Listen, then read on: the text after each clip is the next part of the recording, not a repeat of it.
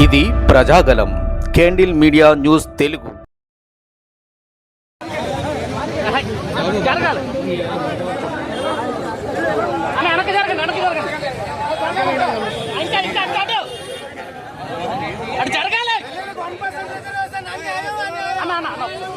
ప్రసాద్ గారు కొద్దిగా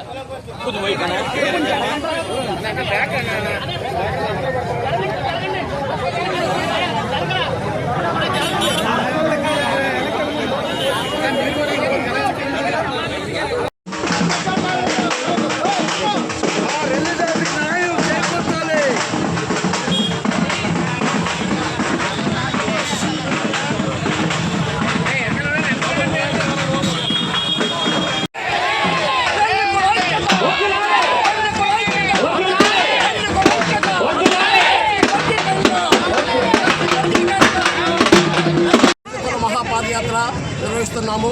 దీనికి రాష్ట్ర ప్రజానికులు, రాష్ట్ర నాయకులు, జిల్లా నాయకులు, స్థానిక నాయకులు చేస్తున్నారు. ప్రధానంగా ఎంతో వ్యయ ప్రయాసాలు మార్చుకొని మహిళలు, విద్యార్థులు, చిన్నపిల్లలు కూడా వేవు సైతం అంటూ దూకొచ్చారు. ఎందుకంటే ఢిల్లీకి ఎంతో కాలం నుంచి న్యాయం చేస్తా ఉన్న ప్రభుత్వాలు ఇప్పటికీ న్యాయం చేయలేదు. 1% ఉన్న రిజర్వేషన్ని పొడిగించమని చెప్పేసి ఎన్నాళ్ళ నుంచి మా పోరాటాన్ని నిరాశగామించారు. సాక్షాత్తు డిప్యూటీ సీఎం గారైన పవన్ కళ్యాణ్ గారు అసెంబ్లీలో ఢిల్లీలో 1,32,000 పొందడం అనేది చాలా అవమానకరం. మేము రాష్ట్రంలో 15-18 లక్షల జనాభా ఉన్నాం. మా జనాభా నిష్పత్తి గుర్తించైనా సరే మాకు 3% రిజర్వేషన్ ఇవ్వాలి. కానీ మాకు 1% రిజర్వేషన్ ఇచ్చి నిరాశ చేశారు. ఎందుకంటే రాష్ట్రంలో అత్యంత వెనుకబడి ఉన్న కులం ఏదంటే నేను కోసం అని చెప్పేసి జస్టిస్ రామచంద్ర గారు కూడా గత రిపోర్ట్లో చెప్పినారు. ఆ రిపోర్ట్ను పక్కన పెట్టేశారు.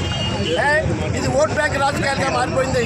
అత్యంత ఓట్ బ్యాంక్ రాజకీయాలు ఎస్సీలకేమో సుమారు 7.5, 6.5 ఇచ్చారు.